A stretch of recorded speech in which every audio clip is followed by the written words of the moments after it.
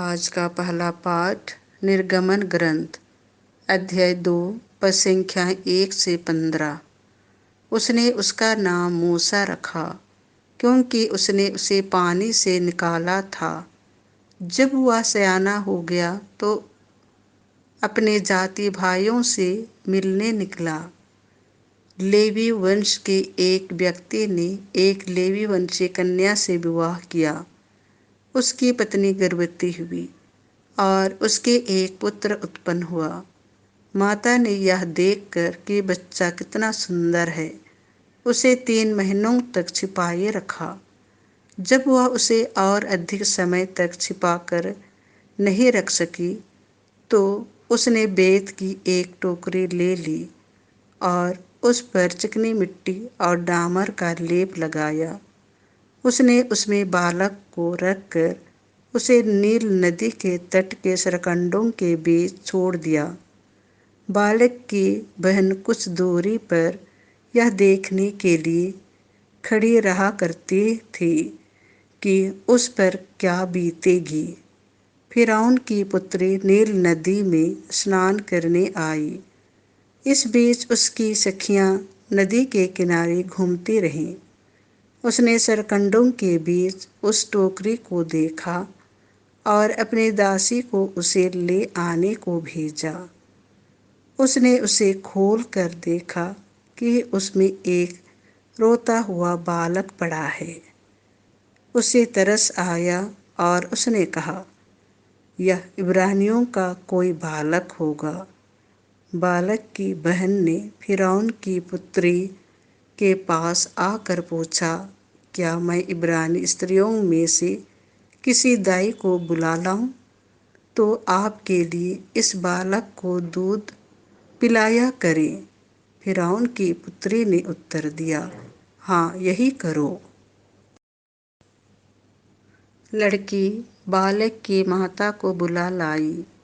फिरौन की पुत्री ने उससे कहा, इस बालक को ले जाकर मेरे लिए दूध पिलाओ, मैं तुमको वेतन दिया करूँगी। वह स्त्री बालक को ले गई और उसने उसे दूध पिलाया। जब बालक बड़ा हो गया था तो वह उसे फिरौन की पुत्री के पास ले गई। इसने उसे गोद लिया और यह कहते हुए उसका नाम मूसा रखा कि मैंने उसे पानी में से निकाला। जब मूसा सयाना हो गया तो वह किसी दिन अपने जाति भाइयों से मिलने निकला। उसने उन्हें बेगार करते देखा और यह भी देखा कि एक मिस्री उसके एक इब्रानी भाई को पीट रहा है। मूसा ने इधर उधर दृष्टि दौड़ाई और जब उसे पता चला कि वहाँ कोई दूसरा व्यक्ति नहीं है तो उसने मिस्री को मारकर बालू में छिपा दिया। वह दूसरे दिन फिर निकला और उसने 2 इब्रानियों को लड़ते देखा। उसने अन्याय करने वाले से कहा, तुम अपने भाई को क्यों पीटते हो? उस व्यक्ति ने उत्तर दिया, किसने तुमको हमारा शासक और न्यायकर्ता नियुक्त किया है? क्या तुम मुझको भी मार डालना चाहते हो जैसे कि तुमने उस मिस्री को मारा? मूसा यह सोचकर डर गया कि यह बात फैल गई है। फिरौन को भी इसका पता चला और उसने मूसा को मार डालना चाहा। मूसा फिरौन के अधिकार क्षेत्र से भाग निकला और मिद्यान देश में बस गया। यह प्रभु की वाणी है।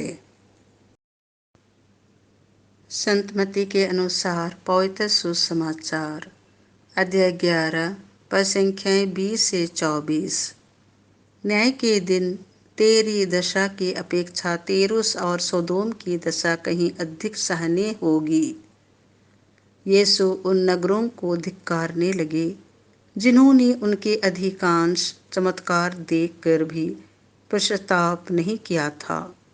धिक्कार तुझे रे कोरोजिन, धिक्कार तुझे रे बेतसाइदा, जो चमत्कार तुम में किए गए हैं, यदि वे तीरुस और सीदोन में किए गए होते तो ना जाने कब से टाट ओढ़कर और भस्म रमाकर उन्होंने पछतावा किया होता। इसलिए मैं तुमसे कहता हूँ, न्याय के दिन तेरी दशा की अपेक्षा तीरुस और सीदोन की दशा कहीं अधिक सहनीय होगी। और तो रे कफरनाहूम, क्या तो स्वर्ग तक ऊंचा उठाया जाएगा? नहीं, तो अधोलोक तक नीचे गिरा दिया जाएगा। क्योंकि जो चमत्कार तुझ में किए गए हैं, यदि वे सोदोम में किए गए होते तो वह आज तक बना रहता। इसीलिए मैं तुमसे कहता हूँ, न्याय के दिन तेरी दशा की अपेक्षा सोदोम की दशा कहीं अधिक सहनीय होगी। यह प्रभु का सुसमाचार है।